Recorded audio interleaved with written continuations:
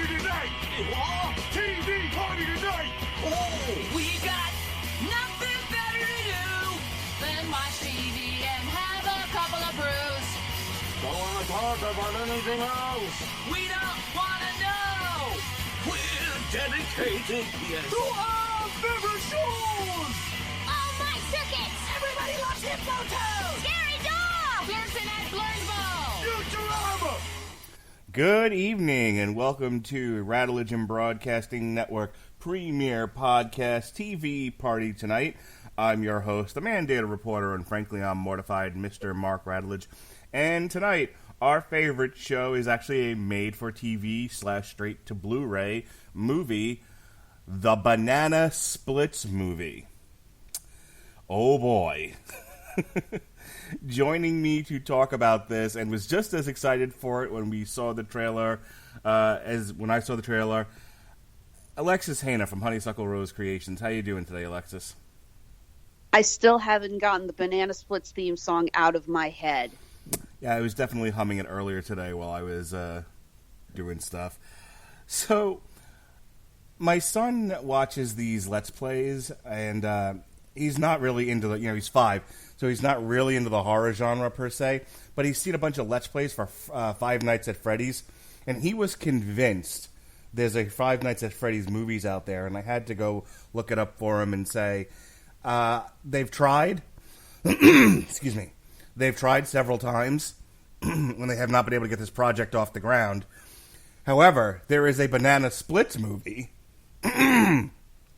where these large costume characters run around and hack people to bits. And he was like, I gotta see this thing. And I'm like, you're 5, it's not gonna happen. But you can wait to be a little bit older to watch all the murdering. But yeah, apparently this may have been loosely inspired, but it is not exact. This did not start on the track that Five Nights at Freddy's started. This was completely its own thing from what I've read. It wouldn't surprise me if the first half of the movie was inspired by Five Nights at Freddy's, because I think right up until you get like the kidnapping of the children, you could see parallels. Just say it's like, instead we got shows booked for the year, you could say we've got children's parties booked for the year. Mm-hmm. I could. There are some parallels. It definitely doesn't stick 100%. For the record, though, how old does your son have to be before you finally let him see Fleagle and Bingo and all of them, burn a children's entertainer to bits? He has to be in double digits, so at a minimum 10. Okay. Though I'm taking my daughter to go see The Matrix this weekend, and she's 8, so I'm okay with shooty violence. I'm not okay with dismembering violence. There's levels. The first R-rated movie I ever snuck into as a kid. How old were you when you first saw The Matrix? It came out in the summer of 1999, right? Sure. I would have been 14. See? And significantly older than 8. So, did you do any research on this? Did you see what any of the production history was? I looked into it a little bit. I couldn't find a lot of information on it. It mostly just caught my attention. I didn't watch the Banana Splits growing up. Again, that was a little before my time. But when I saw this trailer, I just died laughing. There's actually a fun little story I always like to joke with people. One of the boards on Facebook that I belong to, it's for horror movie fans. And someone posted a question saying, okay, so you're in a zombie movie, and you're at the scene where you've got your weapon, and you're going to go just start walking down the street killing zombies. What is the musical anthem playing while you're mastering all the zombies? And it was cliche, like Another One Bites the Dust by Queen and all that. Very traditional stuff you expect. And just to throw them for a loop, I wrote the Banana Splits theme song. But then the more I started thinking about it, it's like 1 banana, 2 banana, 3 banana. And it just kind of somehow, I'm like, it actually would be kind of fun to go around killing zombies to that music. So I let that become a joke for a while, and then I saw the trailer for this. I'm like, okay, seriously, who freaking read my mind and put this crap out there? See, there's always an intern listening. That there is. According to the wiki, the production notes read, on February 19th, 2019, Warner Brothers Television Group's Blue Ribbon Content division announced that it was collaborating with Blue Ice Group on producing a film adaptation of The Banana Splits, which will venture into a horror-like setting, scheduled to premiere at Comic-Con on July 18th, 2019, and then released direct-to-streaming through Warner Brothers Home Entertainment on August 13th, on DVD and Blu-ray on August 27th, and then air on Sci-Fi September 21st. Danishka Esterhazy is directing the feature based on a script by Jed Elinoff and Scott Thomas. It marks the first film adaptation of a Hanna-Barbera or Sid and Marty Krofft production to be rated R by the MPAA for horror, violence, and gore. The film is a production of Blue Ice Pictures. So some have accused them of using the original Friday Nights at Freddy's script, but I believe that's still somewhere in, speaking of horror, somewhere in production hell. I think the intention is to eventually make this movie. They just can't seem to get it off the ground. But yeah, there have been way too many disagreements between the original property owners and the studio on how they want it to go. And frankly, I'm willing to wait for it, because if we get a Five Nights at Freddy's film that is just crap among crap, it's going to destroy the series. It really is. So with that said, let's talk a little bit about the actual movie here, The Banana Splits, which, as I just read, seems to have been its own independent property. It's a fairly simple premise.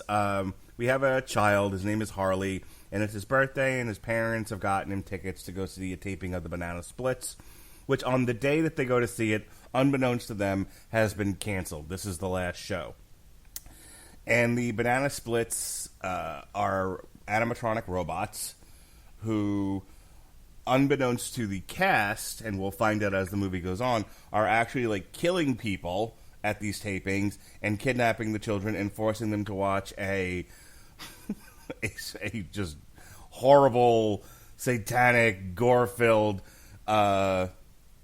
torturous example, a version of the Banana Split show. We see this only one time when our main characters are captured. They have some of the adults there who are maimed and they make them run an obstacle course, and of course they kill them at the end, which is probably one of my favorite kills in this entire thing. Every time the dog said "ta-da."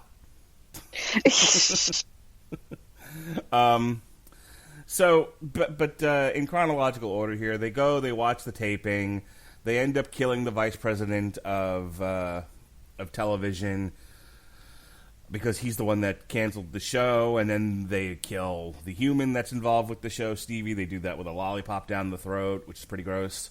And they'll later burn his carcass. That's fun. And then the rest of it's just kind of typical slasher fare. It's different setups where they can get the characters alone to try and murder them in some way. The mom becomes the hero of the picture. Once she realizes what's going on, she saves the kids from being kidnapped. She tries to get everybody out of there. At this point, I think she survives. Her son and the friend survive. There's a young lady and her dad. The dad's trying to get her noticed, get her a gig in Hollywood. He gets killed, but the daughter makes it. The producer of the show, the stage director rather, she buys it. There's a page that works there. She makes it out alive. There's a husband, a father to the child, and stepfather to the eldest, who at one point got run over by Snorky. But he lives, damn it. He lives, only to be run over again by one of the I guess, hipster types that her fiancé got killed, got sawed in half.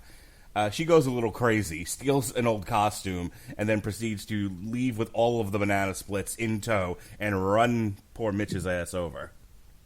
And nothing of any value was lost. No. At the end of the day, they managed to destroy the banana splits. Snorky actually turns on the banana splits, and after he has bonded for all of a minute and a half with our lead boy.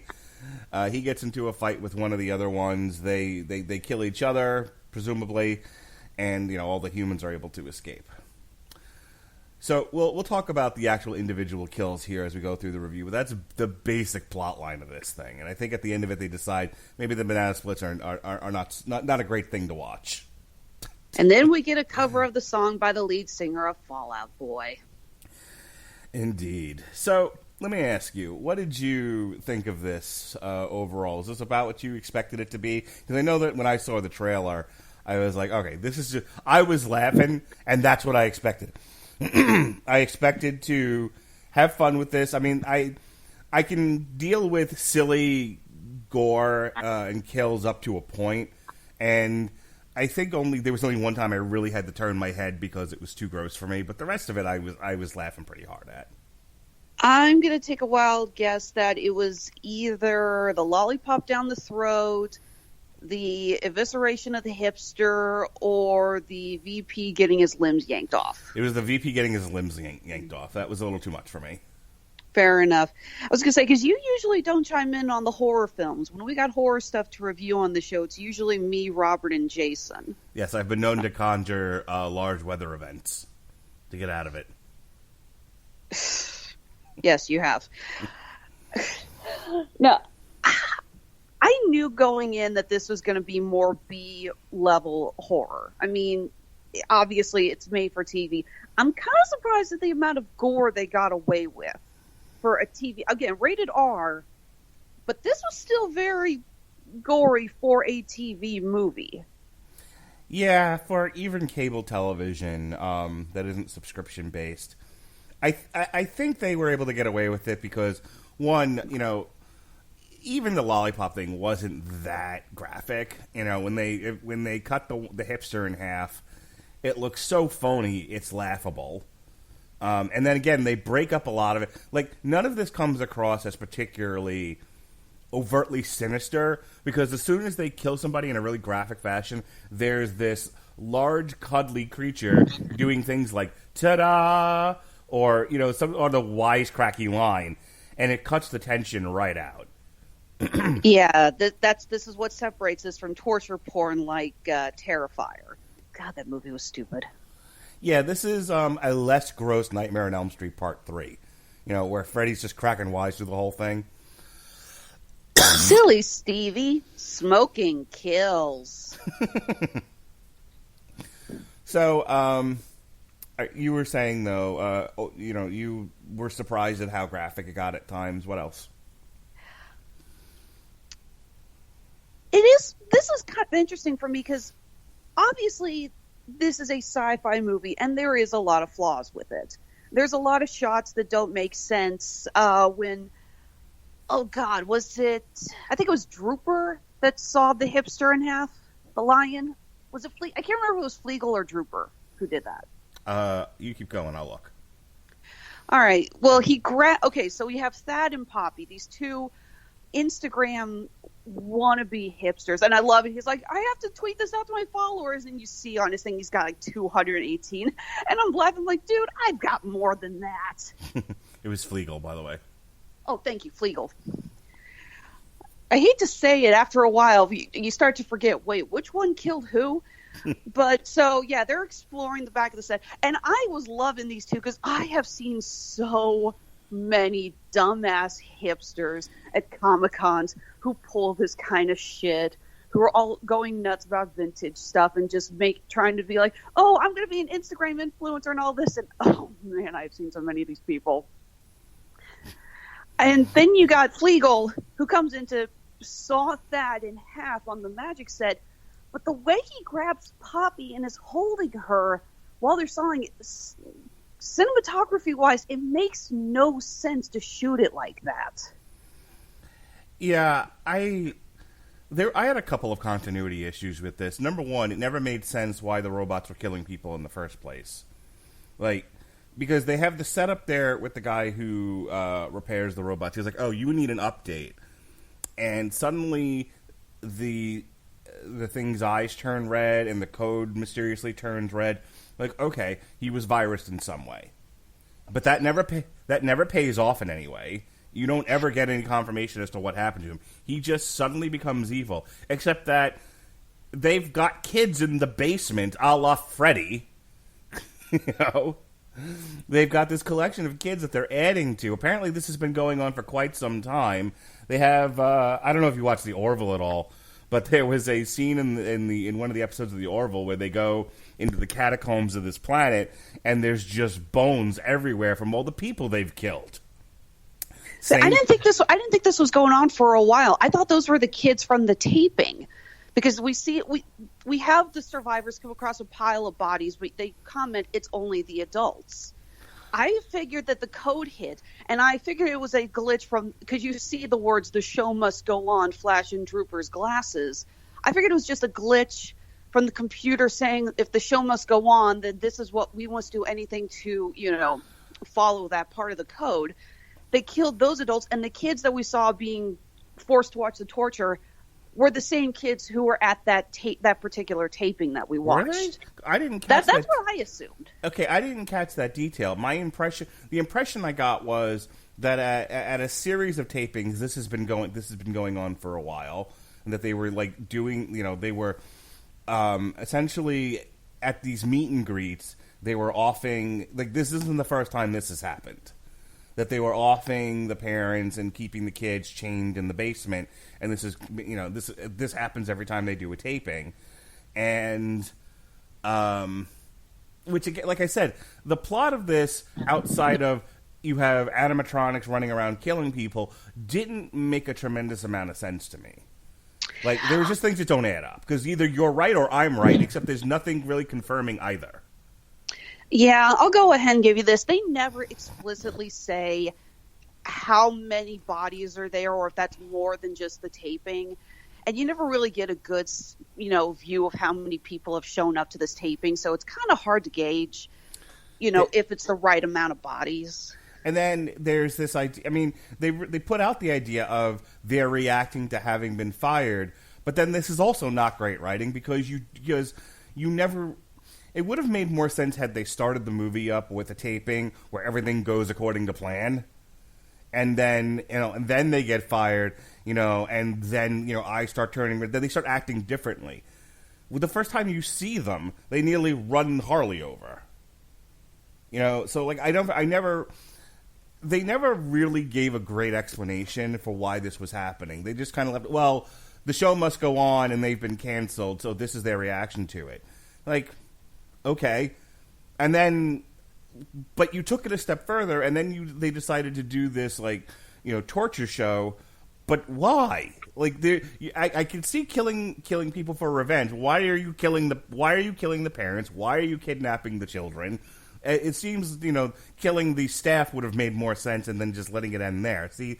Like I don't feel like the script was all the way thought out. I think they were like, it doesn't matter. We're doing a movie about animatronics running around killing people. There just needs to be the barest thread of a plot here. And that's about what we got. I'll give you that. There could have been a little bit more development with the actual why they would do this. But what gets me is that this film has the bearings of a legit good horror movie. And I'm not just talking with the gore or anything. Even though I am going to say this, I was very impressed with the amount of practical effects, mostly because sci-fi movies like that, as you probably noticed from a couple of takes, their CGI is terrible. Yeah. Yeah, when the security guard's head pops off and you see the blood, I'm like, oh, there's the Sharknado levels of CGI I'm used to. But that's the stuff that made me laugh, and that's part of why I agreed to do this, because I knew that this was going to be like carnival level horror, Mm-hmm. So it's like, okay, like this I don't find gross. Even when Thad gets cut in half and you see his guts hanging out. I've seen other movies where people's guts hung out. I had to turn my head because it legit looks gross. It looks real. That looks like a fake body. When they tore, what got me with tearing the VP in half was I wasn't quite sure how they were going to do it. I didn't know if they were really going to split him down the middle, which I couldn't look at, and that's why I averted my eyes. When I saw that they just ripped his limbs off, I'm like, oh, okay, that I've seen plenty of times before, and that's not so bad. the setting the dad on fire. It looked gross, but I mean, we've all seen A Nightmare on Elm Street. I've seen worse. I will say that he must have the thickest skin imaginable, because no human being I could ever think of could have their entire head set on fire and then just look like they forgot their sunblock on freaking Puerto Vallarta. Yeah, it looked pretty silly. Like he just basically spilled hot oatmeal on himself. Yeah. But I was going to say, like, dude, no, your eyes should have been, like, burned out of your skull. You should be bleeding. Your hair. He's got a mustache, and his hair is like, no. That should all be gone, okay? But I think my favorite one, just because it was more subtle than these sort of overt, silly, over-the-top kills, but it seemed more malevolent, was when they were having the director run through the sloppy obstacle course. And first of all, she's already got a broken hand. And she's falling on it, and you can actually hear the bones crunch. And then yeah, that was rough. Yeah, that's just watching her do that, watching him fall in there when his face is already burnt up. She was like tar and feathering himself, basically. That all was like, that is legitimately creepy to me. And then, but again, they cut the tension with something silly at the end. And in this case, you have whoever the dog one was. I think that's Legal. She gets to the top. She's like, "I made it," and like hits her on the head. And he said something funny at the end of it. You know, he always had a good wisecracking line. As she sinks into the balls, and I laughed hard at that. Like I was uncomfortable watching it. It was, there's killing somebody and then there's torturing them, and I have more of a problem with torture than I do with just a straight dismembering. But then she gets hit in the head, and it just all of the tension and anxiety that scene produces is just gone at that point. Same thing with Thad. It's gruesome to watch him get cut in half, but then Flegel like standing back and going, "Ta-da!" I almost died. I fell out of my fucking chair. I will admit, watching those incredibly fake intestines, which, again, practical effect-wise, not the worst thing I've ever seen. All I could think was this video someone posted for Halloween about how to make a red velvet cake, sheet cake, that looks like intestines. Mm-hmm. And I remember commenting on them like, yeah, that's awesome and all, but I am not eating red velvet cake without cream cheese frosting. But, of course, you can't put cream cheese frosting on the intestines because that ruins it. And I'm like, then I'm not eating it. Right. That sort of defeats the purpose. Then it's not really a red velvet cake. It's a red sponge cake. Yeah, exactly.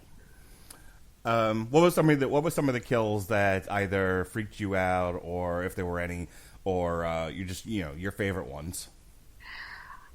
The one I actually laughed at the hardest was Stevie getting the lollipop down his throat.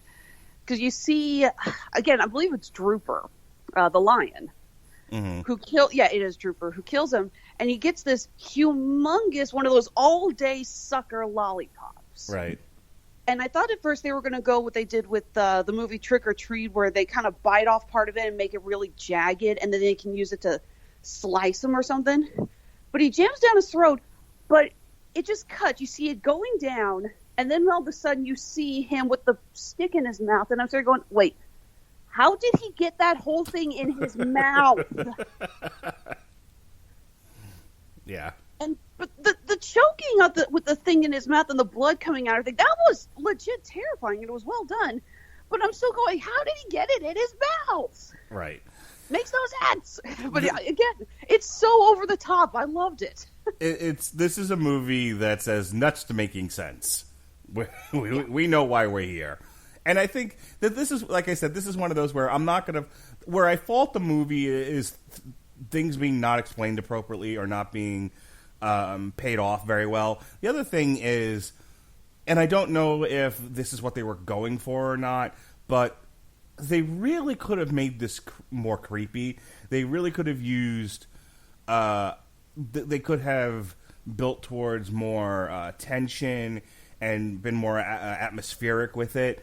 There was you're I don't know if you probably have been like backstage at a taping of something. I mean, these things are dark. They're dank. They can be dusty. These studios. There's a lot. There's a lot you can do in terms of building up to a scare, and it was like, no, we don't want to deal with any of that either. We just want to be gross. No, I get it. I stuck onto the Universal backlot with my mom when I was a teenager. Okay.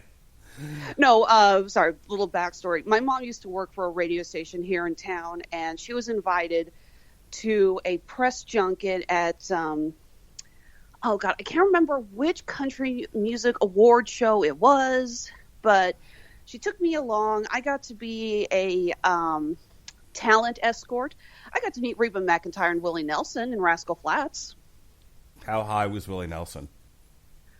He didn't come across as high. He was actually the nicest person I've ever met. I was told not to approach the talent and not to get all like, oh my God, I'm such a big fan, because obviously they're going to get enough of that. He walked right up to me and said, "Hi, I'm Willie," and offered me his hand. He was so sweet. That's cool. Well, but the press junket was at Universal Studios. It was at that amphitheater that's part of the lot.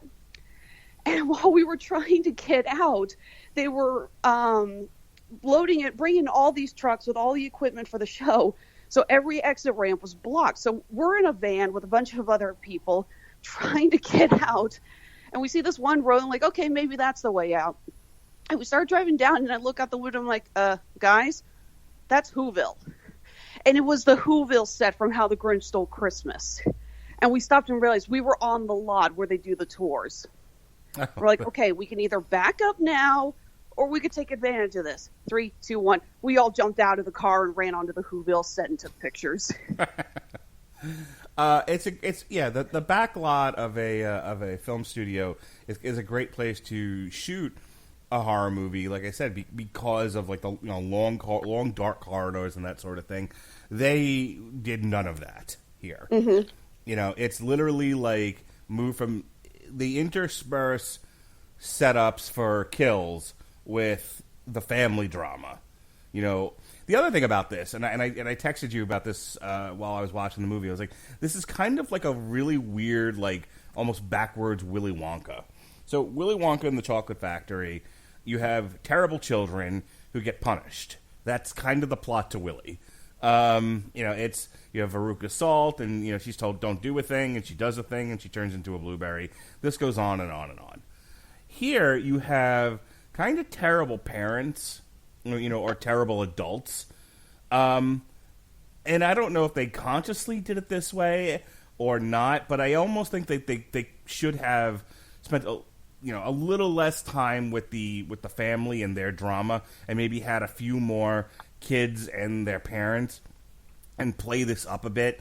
I felt like that was one of the things that didn't work for me with this. Was I like the idea of, and I almost wished that this was the reason they were killing people, is that the robots innately just decided they hated the parents and they thought they were rescuing the children from terrible people, which I think would have been a more interesting plot for this. But like the best example of this is probably the dad trying to get his daughter noticed to the exclusion of all else.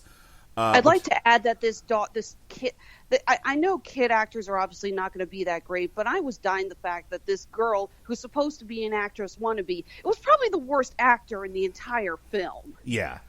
She slipped into an accent a couple of times. I'm like, what are you doing, kid? I laughed pretty hard when he finally corners the director, and he was like, okay, do the thing. And she started, was it the milkshake dance? No, it was My Humps. Oh, yeah. My Humps. She's like, that's terrifying. Knock it off.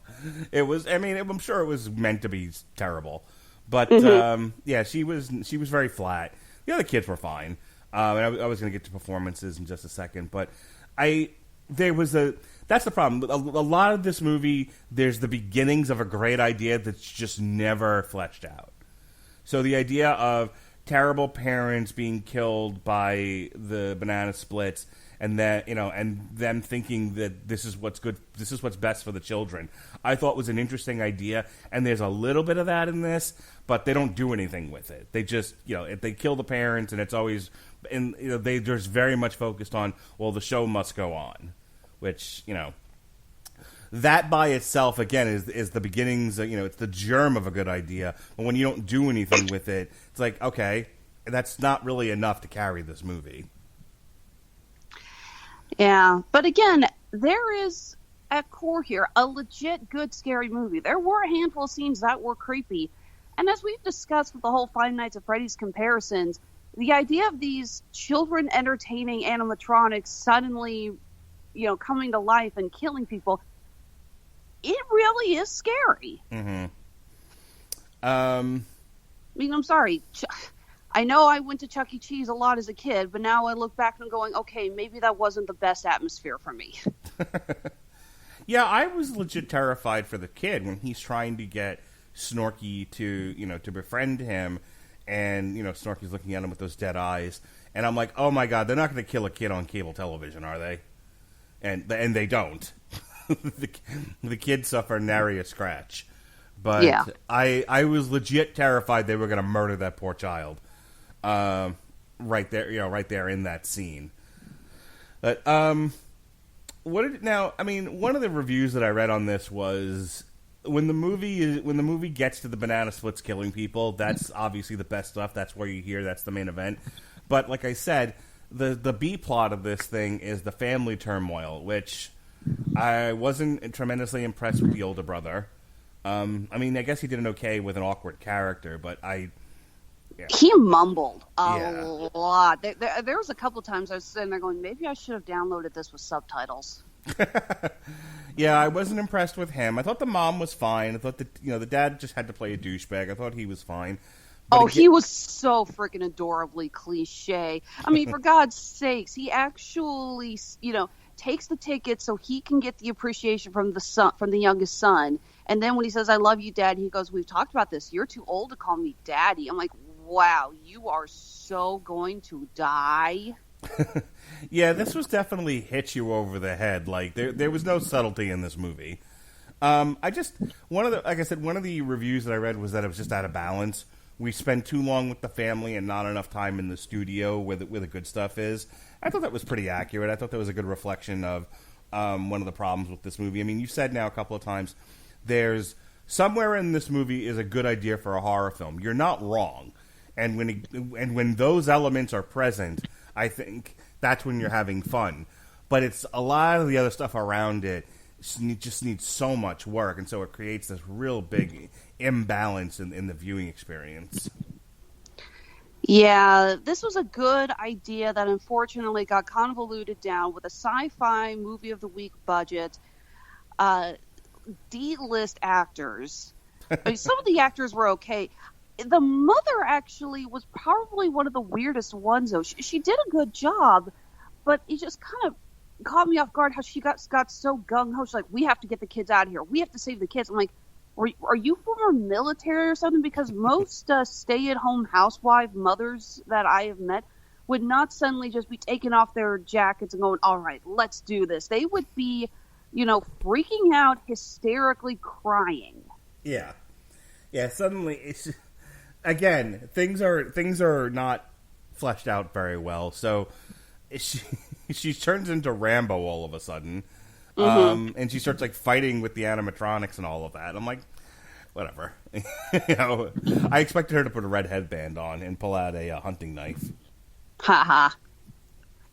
Yeah, the older brother, for the fact that he was mumbling way too much, I felt at least I got his character a little bit better. He was a little bit more believable. Mm-hmm. I thought the kid who played Harley's fine. God, he looks like... I mean, granted, he's significantly younger, but he looks like that one kid from The Sandlot. Oh, I thought he looked like the kid from Insidious. I have not seen Insidious. I would not know. I like the little girl who played Zoe, the friend of Harley's that tagged along with them. She was actually quite good. Yeah, I mean, for child actors, I thought Harley and Zoe were both fine. They both acceptable. They both had, a child's charm about them. But yeah, the girl actress, and in quotes, she was terrible. I can see where her part was probably bigger, and then she started reading, and they were like, "Let's just cut her out of the movie." Yeah. Anything else about this? Anything that we haven't covered, really? I mean, I don't want to belabor the point, but there's not a lot here. I did laugh. I will say one thing I did laugh at. So Mitch somehow survives, being run over by Snorky, only to be run over again later on by Poppy.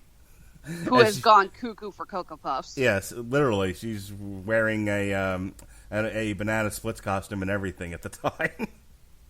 Yeah, we find out that there was supposed to be another Banana Split character, an owl named Hootie, that they never got around to, and she finds part of I couldn't tell if Hootie was supposed to be a boy or a girl character. I got the impression it was a girl. Yeah, maybe it was, and I just forgot about that. But yeah, she takes Hootie's mask and gloves, uses the sharp. Apparently, Hootie had razor sharp claws because she uses that to kill the guy who programmed the Banana Splits out of vengeance for her fiance getting killed. And then yeah, she steals the banana buggy with the remains of. I couldn't tell if it was all of them, but I know I saw Fleagle in there. Yeah, his eyes light up, I believe, at the end. And you hear that ominous laugh. And then we get Fallout Boy. Yeah, so she runs over Mitch one last time and drags his carcass over the concrete while singing the Banana Split song. Every time he got hit by a car, I had a good belly laugh. Totally. By the way, who the hell... The way he was running away from Snorky, what was that? He's flailing his limbs like crazy. It was so weird. I'm like, who runs like that? Clearly, he went to the Prometheus school of running away from things. Oh, we have a CinemaSins fan. Even before CinemaSins, when I saw Prometheus, I was like, are you kidding me? Run to the side, goddammit. Turn left! Turn left! Actually, that's so funny. Snorky's chasing him, and I don't know what that was. It looked kind of like it was like a ditch or something. Mm-hmm. And I'm sitting there going, just climb out. You probably can't step out of it, but like just kind of jump and roll out of it, and you're out of the way of the car because the banana buggy's not going to be able to get out of the ditch. Right. Anything else? Anything you want to talk about with this? I've kind of covered, I think, all the major points here. I really did enjoy this. If you go in with the right attitude, this is a B-level horror movie with sometimes okay, sometimes mediocre special effects. Again, I was impressed with some of the practical effects, even if they were pretty fake looking. At least they went practical with most of them. They could have CGI'd the hell out of Thad getting sawed in half, and obviously it would have looked terrible.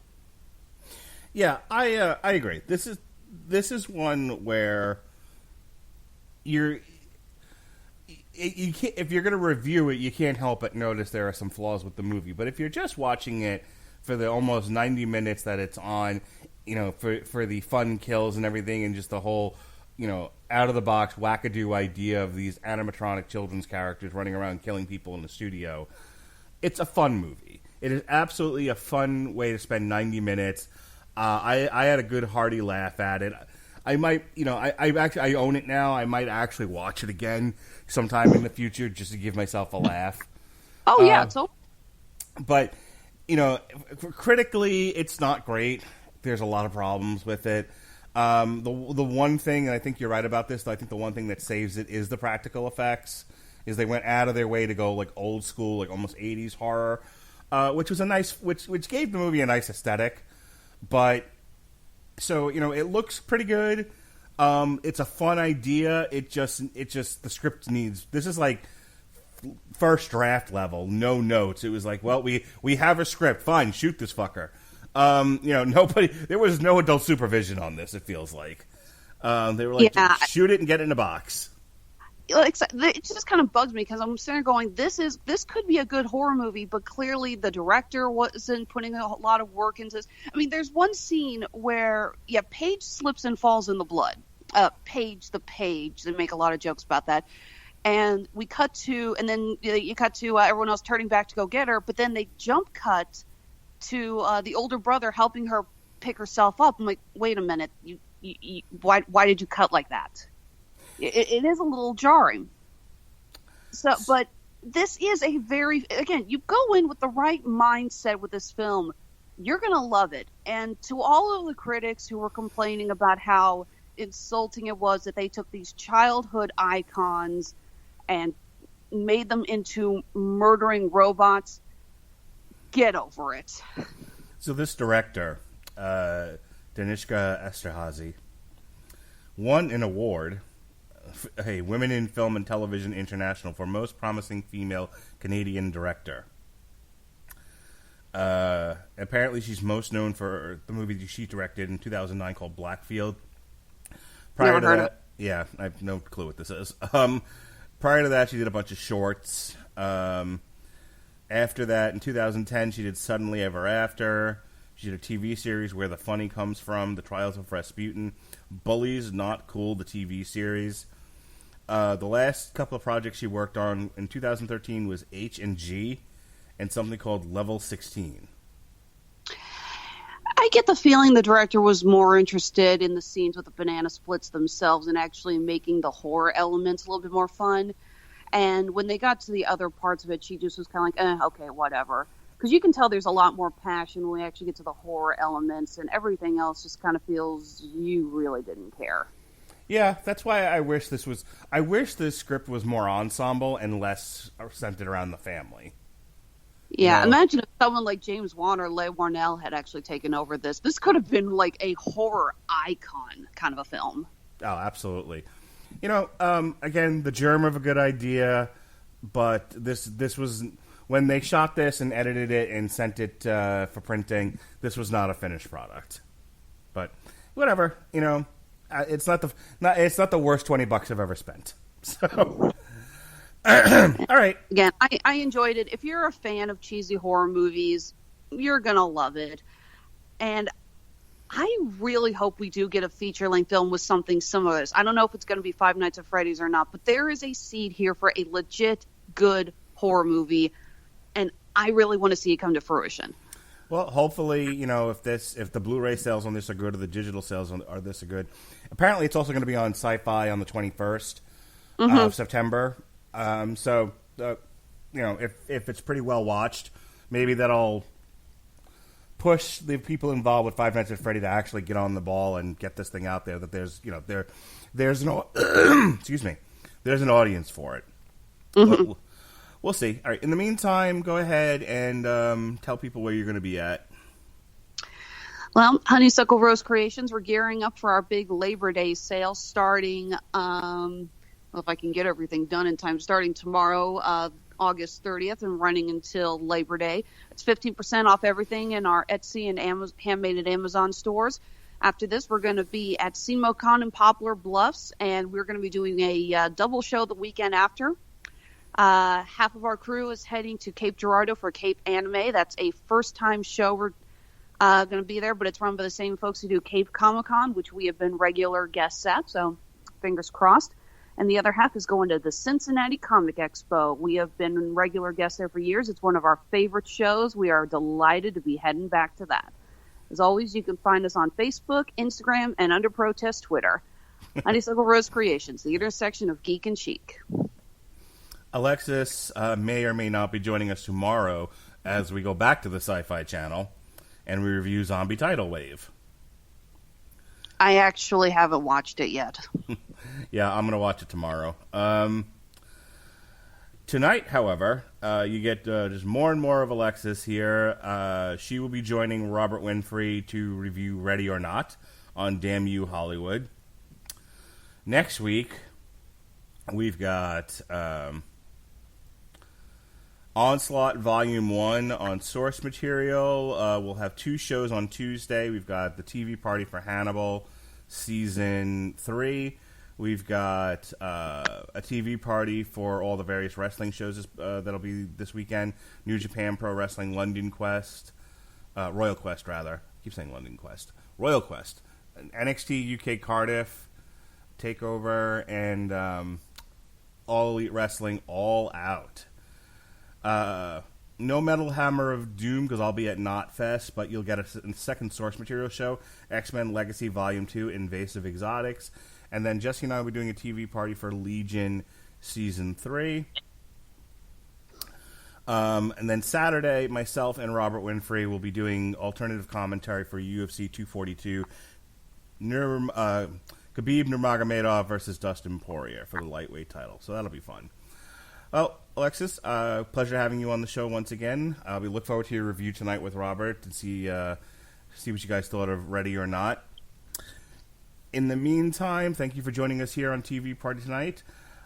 Before we go, we're going to throw to a Podcoin ad, and then we'll say, be well, be safe, and behave. Hey, everybody. I really do hope you love the Radulich Broadcasting Network. Did you know that you can actually get paid just for listening to this podcast? I know it sounds insane, but it's true. We just discovered this free new app called Podcoin, and it literally pays you to listen to podcasts. Here's how it works. You listen to podcasts, and you earn Podcoin while you listen. Then you turn that Podcoin in for gift cards at places like Amazon or Starbucks, or if you're a good person, you could even donate that Podcoin to charity. The more you listen, the more you earn. Here's what you do. Download the app right now on iPhone or Android, and I have a special code for you. Simply use our code MARKWED5. That's capital MARKWED 5. Capital MARKWED 5. MARKWED 5. And you'll get 300 Podcoin just for signing up. And if you listen to enough of us on there, you can get a cappuccino at Starbucks or an Amazon gift card on us. So go ahead and go listen to this podcast or virtually any podcast on Podcoin and sign up with code MARKWED5. I swear it'll change the way you listen to podcasts.